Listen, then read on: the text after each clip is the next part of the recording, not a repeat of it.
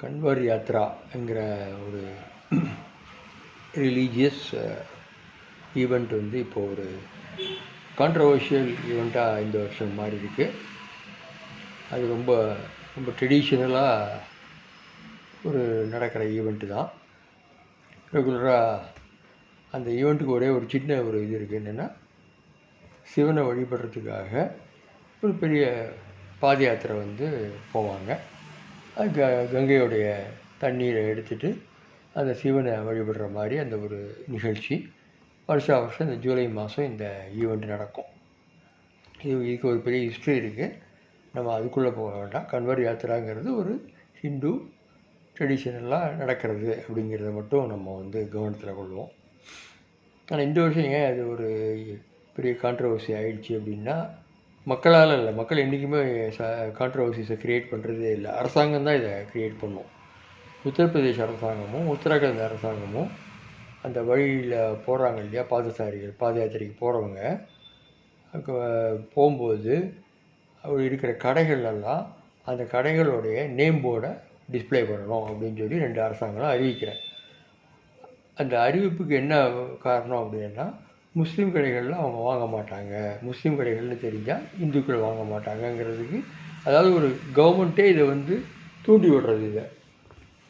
இது சுப்ரீம் கோர்ட்டில் கேஸ் போய் சுப்ரீம் கோர்ட் வந்து அந்த மாதிரிலாம் போடக்கூடாது அப்படின்னு சொல்லி ஒரு தீர்ப்பை சொல்லி அது பாத யாத்திரை நடந்துக்கிட்டு இருக்குது.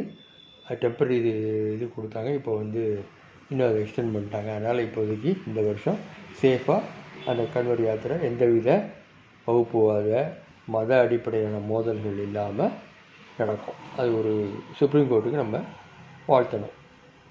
2வது, இது முடிஞ்சோன்னு அவங்க என்ன பண்ணாங்கன்னா, அடுத்ததாக வேறு ஏதாவது பண்ணணுமே சொல்லிவிட்டு முஸ்லீம் மாஸ்க் இருக்கிற இடமெல்லாம் அதை மறைக்கிறதுக்காக ஒரு காட்டனில் ஒரு பெரிய துணியை போடுறது. அது என்ன அர்த்தம் அப்படின்னா, இது மாஸ்க்கு அப்படின்னு இவங்களை அரசாங்கமே அது வந்து சொல்லிக் கொடுக்குது, நீங்கள் வந்து கலவரத்தை தூண்டுங்கிற மாதிரி. ஆனால் என்ன ஒரு பெரிய பிரமாதமான விஷயம் என்னென்னா, அந்த பாத யாத்திரைகள் நாங்கள் இது வரைக்கும் இதை பார்த்தது கூட கிடையாது. நாங்கள் பாட்டு போவோம் வருவோம், கடைகள்லாம் பார்க்க மாட்டோம், நாங்கள் பாட்டு சாப்பிடுவோம் வருவோம். இந்த மாதிரி மசூதிகள்லாம் எங்கள் கண்ணுக்கே தெரிஞ்சது கூட கிடையாது. ஆனால் இப்போ தேவையில்லாமல் இதை பண்ணுறாங்கன்னு சொல்லி இந்து பாத யாத்திரை போகிறவங்களே அவங்க சொல்கிறாங்க. 2வது, ரொம்ப ரொம்ப கண்டிக்க தகுந்தது என்றும் அவங்க சொல்கிறாங்க. அப்படின்னா இந்த வருஷம் என்ன ஆச்சு அப்படின்னா, ராமர் கோவிலுடைய தோல்விக்கு பிறகு இப்பொழுது புதுசாக வந்திருக்கிற அரசாங்கம், மோடி அரசாங்கம் வந்து 2 மாதம் கூட ஆளணும், அதுக்குள்ளே எதையாவது ஒன்று தூண்டி விடணும் அப்படின்னு பார்க்குறாங்க. மோடி அந்த அரசியல் ரீதியாக பாகிஸ்தான்னு புலம்பிகிட்டு இருக்கார் ஒரு பக்கம்.